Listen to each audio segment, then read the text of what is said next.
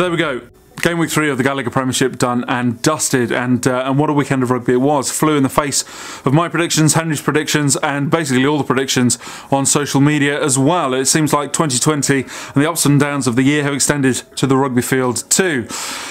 Through this video, I'm going to talk to you about what's happened through the game week. Obviously, take a look at the key players through each of the fixtures and then look at all of the players by position as well. But I thought I'd give you a few nuggets of information as we head through the season that might help. A few of the key players, a few of the hints and tips that will hopefully elevate your game week once we start again back up on Boxing Day this year. So without any further ado, on to the fixtures. And the game week kicks off with Bristol versus Northampton at Ashton Gate. Now Henry had this one down as a Saints win, 16 points to 13. Me, I said it would be a Bristol win. I didn't see Saints winning this one. As it was, Saints came exceptionally close to winning this one. They finished 18-17 to Bristol, which puts me one up against Henry. Key players in that game, Dave Ribbons with 50 points, Henry Purdy with 40 and Tom Wood with 32. Next up we go to Six Ways and Worcester versus Bath. Henry had this one down as a 25 point to 16 win for Bath. I said Bath 2. I thought Worcester might sneak it. In the end, Bath came through and won the game 33 points to 17. So 2-1 up for me against Henry. Key players in that one, Elliot Stooke 50 points, Perry Humphreys 38 and Nick David on 34. Elliot Stooke has been putting in some good performances recently and over the course of last season through the end of last season, and actually looks like a really good addition to a fantasy squad. So, next up to Welford Road, Leicester versus Exeter. Henry again had this one down as a 22 point to 10 win for Exeter, and I don't think anybody would have bet against Exeter coming through on this one. In the end, they did, of course, 35 points to 13.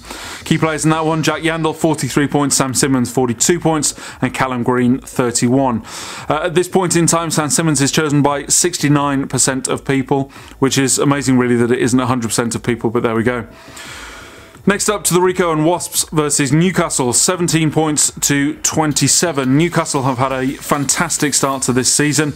After all of the talk that all of that time out not playing would have affected them, it looks like it's quite the reverse.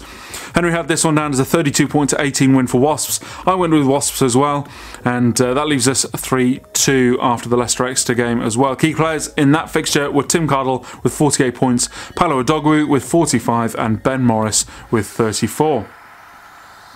So next up, London Irish versus Sale. Now Henry had this one down as a 29 points to 20 win for Sale. I went with Sale too, as it was. Sale came through and won 21 points to 13. Putting the disappointment of last week's fixture against Newcastle behind them. Key players in that game were again Aka van der Merwe with 51 points, Augustin Creevy with 40 and Jack Cook with 35. And finally, to the final game of the weekend at Kingsholm, Gloucester versus Harlequins. Now, Henry had this one down as a 26 point to 20 win for Gloucester.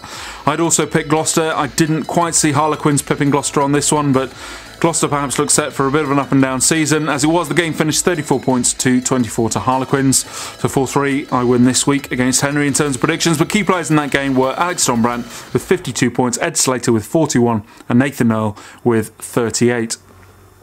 And so there we go, the key player from the weekend was of course Alex Dombrant in that final fixture there with 52 points. Now he's a really good captain choice if you don't want to go with Sam Simmons. Obviously Sam Simmons doesn't have amazing games every single week, he generally has very good games every single week, but sometimes there are other players who perhaps score a little bit higher. Alex Dombrant is one of those who actually has been performing really well over the last couple of years. And so next on to my top team for the weekend, and this is the team who have collectively scored the most fantasy points in the weekend. This week it's Exeter Chiefs with 376, but actually they only just pipped Sale Sharks to the post by 1 point. And now on to my top value pick from the weekend.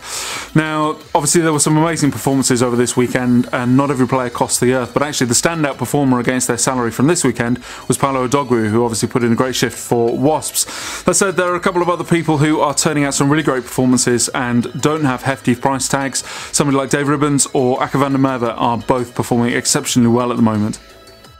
And so now on to the top player by position over the weekend. At prop, it was Ben Moon with 36. Hooker, Aka van der Merwe with 51.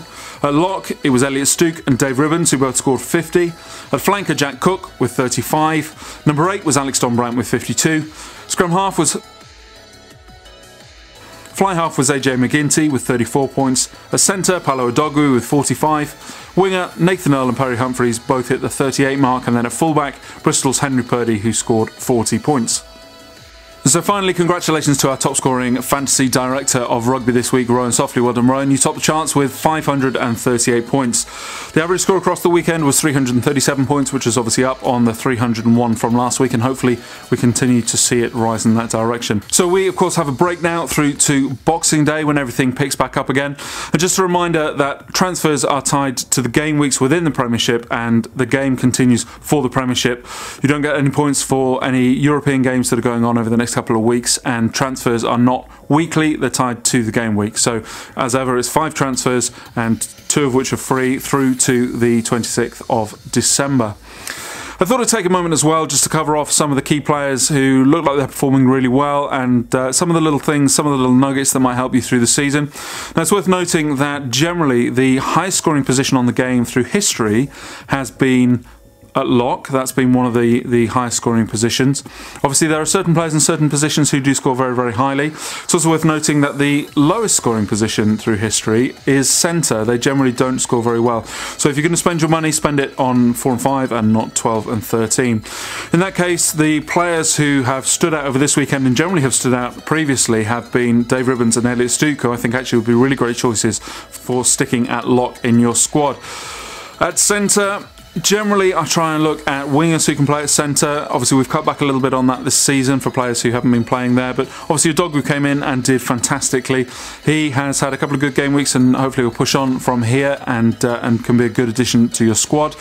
But otherwise, generally don't spend your money on centre. You're not going to get an awful lot of points there. Focus on the other positions. 15s who run tend to do very, very well. Wingers, actually, we find that 11s tend to score a little bit higher than 14. Not always, but in most cases. And look at that. But one of the other key things that you can look at that can really help is trying to see the good players, but looking and seeing where they score most of their points from. So, for example, somebody like Ollie Hoskins, London Irish prop, actually scores more points when he's playing on the bench than he does if he starts a fixture. So that's something really worth taking into account and looking at those players and saying, well, actually, he's playing 6 today, but he scores all of his points at 8. He doesn't score particularly well at 6. So actually, for my team, in order to get that leg up and to push forwards and get more points, let me not put him in my team this week and focus on somebody else. You know, the Dupree brothers are perhaps good examples of that as well, and where they pick up their points and how they go through. But they generally obviously pick up some good points. It was a shame not to see Dan playing this weekend, but obviously Jean-Luc had a really good weekend. And actually I was a little bit disappointed I didn't put Jean-Luc in and I put Koos Visa in this week, but hey, that's the way it goes. Swings and roundabouts. Aka van der Merwe, as I said, is looking like a fantastic prospect. Tom Dunn is obviously back now with Bath. It looks like he's hitting the ground running and picked up some really good points, and hopefully from here he'll get back up to last season's level and really start performing. But Aka van der Merwe and Tom Dunn as a bench and starter option are great, and then, you know, combine them with Alfie Barbary, for example, who can play at hooker or can play at flanker, and then you've got some room to manoeuvre there and to fit as to who you think is going to fit best in your team. There we go. Hopefully that gives you some pointers and some ideas of how to get the most out of your fantasy squad and how you can boss it in your custom leagues and rise up the table. Anyway, a very, very Merry Christmas from me to you all, and I look forward to picking back up with you with a Game Week review on Boxing Day, depending on how awful my children are over Christmas. That remains to be seen. Merry Christmas, everybody. As ever, hit that like and subscribe button. Follow us on your favourite social media channel, and I look forward to picking everything up again soon. Merry Christmas.